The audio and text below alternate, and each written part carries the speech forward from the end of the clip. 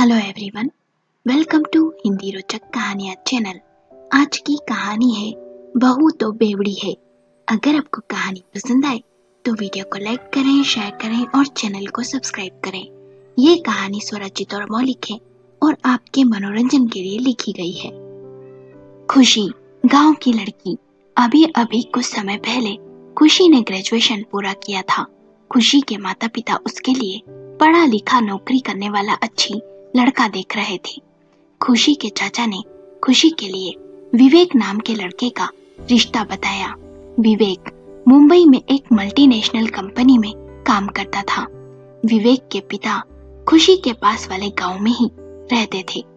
खुशी के चाचा ने विवेक के परिवार से बात की और विवेक के माता पिता यानी रजनी, कमल ने कहा कि दिवाली की छुट्टी पर विवेक गांव आने वाला है, तब वे सब खुशी को देखने आएंगे। देखते देखते दिवाली आ गई। विवेक गांव आया और कमल रजनी के कहने पर वो खुशी को देखने गया। खुशी बेहद ही खूबसूरत लग रही थी। छरहरी काया, लंबे बाल, गोरा रंग, उसके ऊपर गुलाबी साड़ी। खुशी को देख विवेक दीवाना हो गया।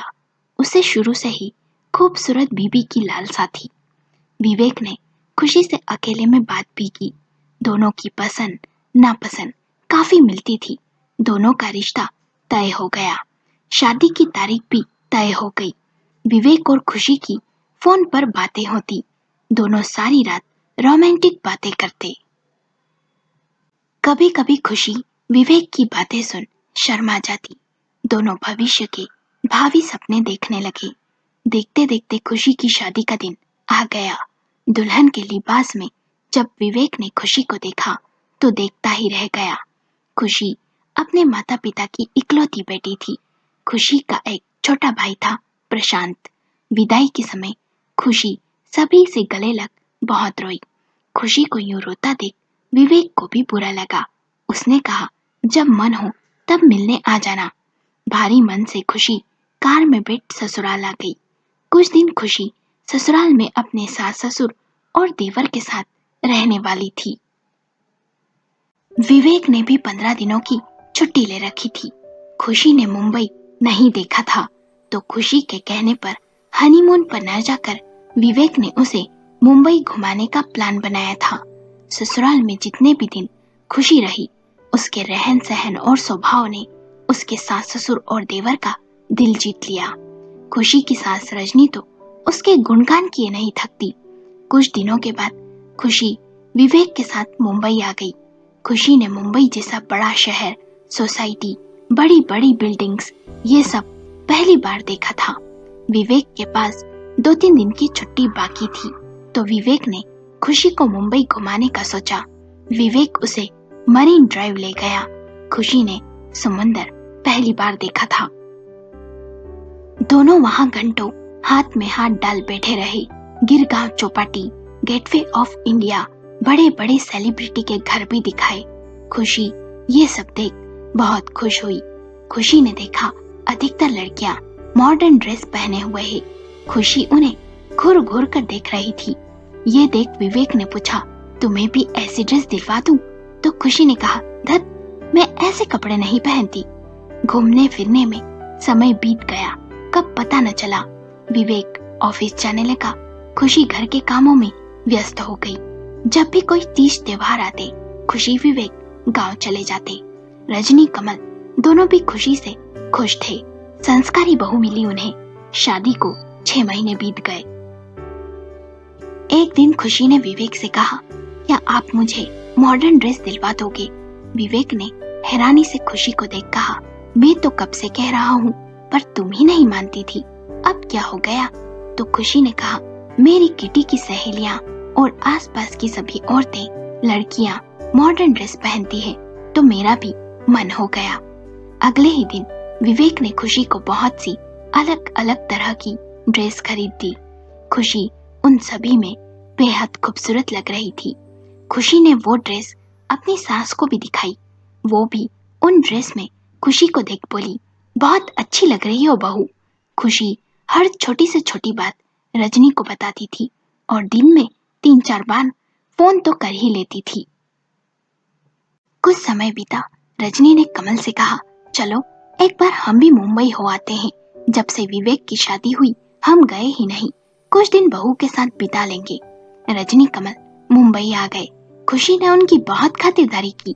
ये देख वे दोनों मन ही मन बहुत खुश भी हुए। गांव लौटने के बाद रजनी सबसे कहती फिरती, बहू हो तो खुशी जैसी। समय बीतता गया। धीरे धीरे खुशी मुंबई के रंग में रंगने लगी। लॉन्ग ड्रेस से शॉर्ट ड्रेस पर आ गई। बाल भी कटवा लिए। विवेक भी ये देख खुश था कि खुशी मॉडर्न होती जा रही है। खुशी अब अपनी सास से कम बात करती, बातें भी छिपाने लगी थी। गांव जाने में भी अब ज्यादा दिलचस्पी नहीं लेती थी। एक दिन शुक्रवार रात विवेक का दोस्त पराग अपनी पत्नी डिम्पल के साथ विवेक और खुशी के घर आया। पराग और विवेक दोनों जिगरी दोस्त थे। पराग दिल्ली में रहता था। पराग का विवेक के घर रुकने का 3 दिन का प्लान था। शनिवार को वे चारों घूमने गए। फिर शाम को पराग ने विवेक से कहा, चल ना यार महफिल जमाते हैं, बहुत समय हो गया, साथ में ड्रिंक किए। इस पर विवेक ने कहा, खुशी को अब तक पता नहीं, उससे पूछना पड़ेगा। उस पर पराग ने हंसते हुए कहा, डरपोक कहीं का, जाकर पूछ ले और मना भी लेना, ऐसे मौके बहुत कम मिलते हैं।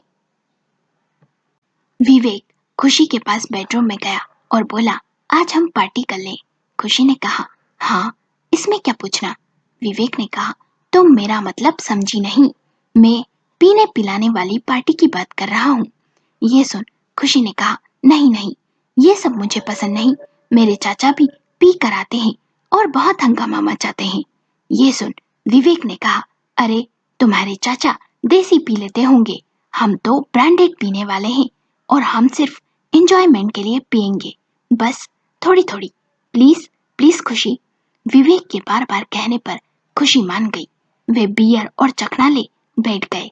खुशी ने 2 गिलास रख दिए। ये देख डिम्पल ने कहा, खुशी 1 गिलास और प्लीज। ये सुन खुशी को हैरानी हुई कि ये भी पिएगी। वे तीनों पीने लगे। विवेक ने खुशी से कहा, तुम भी ले लो। तब खुशी ने मुंह बनाते हुए कहा, नहीं नहीं मैं नहीं पीती। डिम्पल ने कहा, अरे टेस्ट तो कर सकती हो। विवेक ने कहा, अरे ट्राई तो करो एक बार। ये सुन खुशी का मन भी हो गया। उसने 2 घुट चख लिए। खुशी को थोड़ी अजीब सी लगी।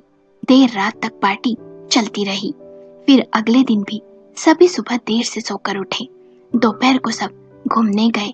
शाम को विवेक और पराग ने पब जाने का प्रोग्राम बनाया। वे चारों पब गए। पब का माहौल देख खुशी हैरान थी। ये सब उसने सिर्फ टीवी में देखा था। कुछ औरतें गिलास ले बैठी थी, कुछ डांस कर रही थी। 2-3 को खुशी ने सिगरेट पीते भी देखा। वे तीनों ड्रिंक करने लगे। विवेक ने खुशी से कहा, टेस्ट करोगी, ये विस्की है। खुशी ने टेस्ट की। उसे टेस्ट अजीब सा लगा। फिर वो तीनों वोडका शॉट लेने लगे। खुशी ने भी ट्राई किया। खुशी को थोड़ा अजीब सा लगा, लेकिन सबको पीते देख जोश जोश में खुशी ने कुछ ज्यादा ही पी ली। कुछ देर बाद वो नाचने लगी, लड़खड़ाने लगी, हंसने लगी। विवेक ने बड़ी मुश्किल से संभाला। फिर वे सब घर आ गए। अगले दिन खुशी जब सोकर उठी तो उसका सर घूम रहा था। विवेक ने उसे नींबू पानी बनाकर दे दिया। खुशी को थोड़ा बेहतर लगा। विवेक ने कहा, अब मत पीना, कल तुम्हें कुछ ज्यादा ही चढ़ गई थी। खुशी ने कहा, गजब की चीज है दारू, पता नहीं उसे पीकर एक अलग ही दुनिया में पहुंच गई थी। बड़ा मजा आया मुझे। तभी मैं सोचूं कि चाचा इतना क्यों पीकर आते हैं। दोपहर तक पराग और डिम्पल अपने घर चले गए। कुछ समय बीता। खुशी की शादी की सालगिरह आई। खुशी ने विवेक से कहा, चलो ना आज पार्टी करते हैं। विवेक ने कहा, हम दोनों? तो खुशी ने कहा, हाँ एंजॉय करेंगे। खुशी के कहने पर विवेक ने पार्टी का इंतजाम कर लिया। बियर और खाने पीने का सामान ले आया। दोनों ने खूब एंजॉय किया। आज भी खुशी ने खूब बियर पी ली। रात कब बीत गई पता न चला। अगले दिन दोनों देर से सोकर उठे।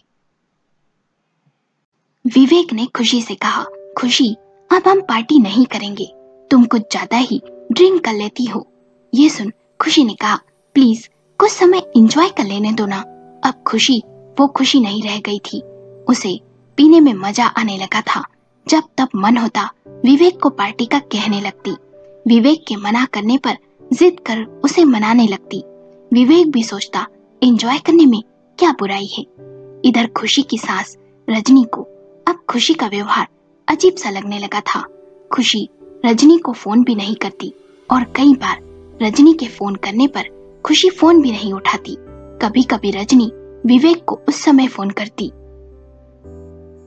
जिस समय खुशी नशे में होती, और जब रजनी विवेक से कहती कि खुशी से बात करवा, तो विवेक को भी बहाना बनाना पड़ जाता। रजनी समझ नहीं पा रही थी कि खुशी ऐसा व्यवहार क्यों कर रही है। खुशी ने कुछ सहेलियां भी बना ली थी जिन्हें पार्टी करने का शौक था। कभी कभी खुशी उनके साथ भी अब एंजॉय करने लगी थी। यदि विवेक खुशी से कुछ कहता तो खुशी उस पर गुस्सा हो जाती और कहती, विवेक सभी तो एंजॉय करते हैं, तुम भी तो करते हो, तो मुझे भी करने दो ना। ये सुन विवेक कहता, खुशी तुम कुछ ज्यादा ही ड्रिंक और पार्टी करने लगी हो। इसे लत कहते हैं, एंजॉयमेंट नहीं।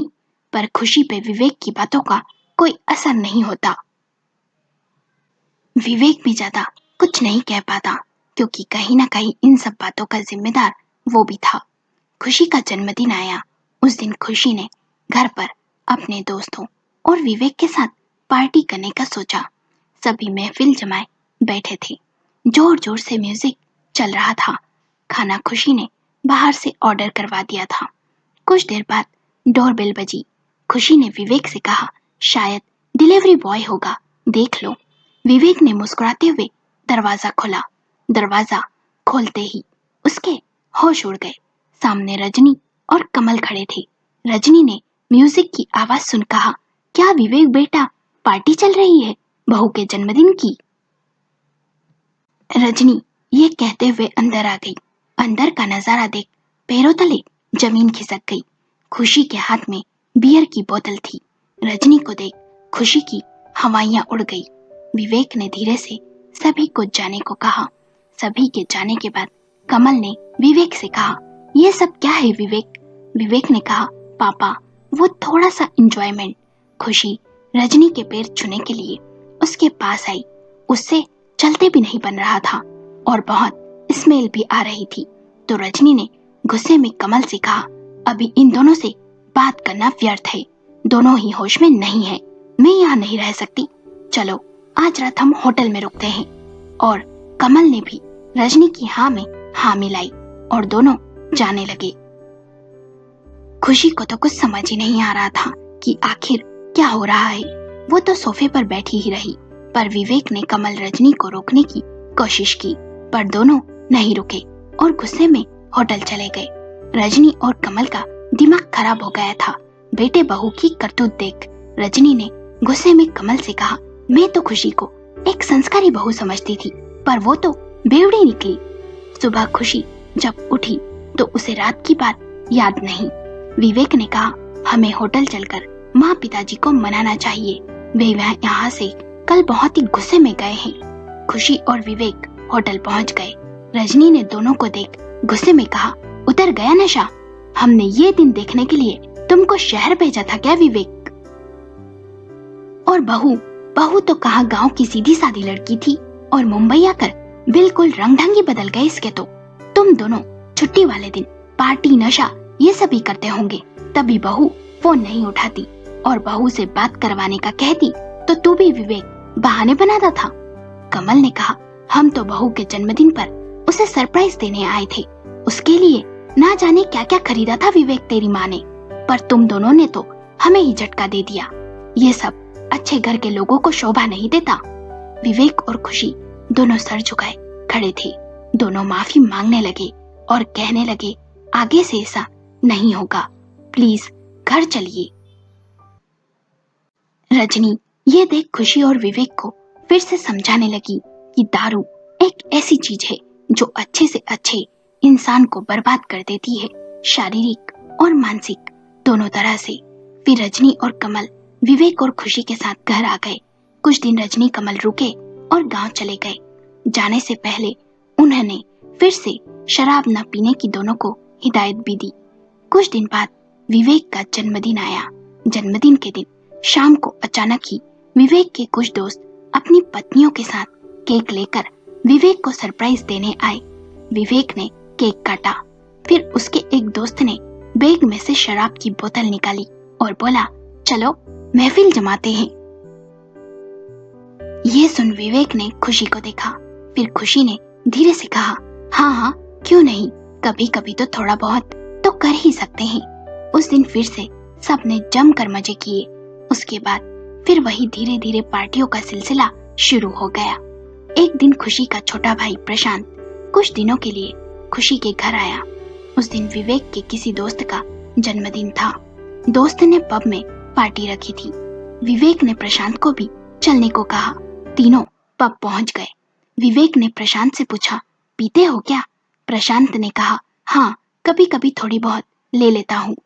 सभी ने जमकर पी।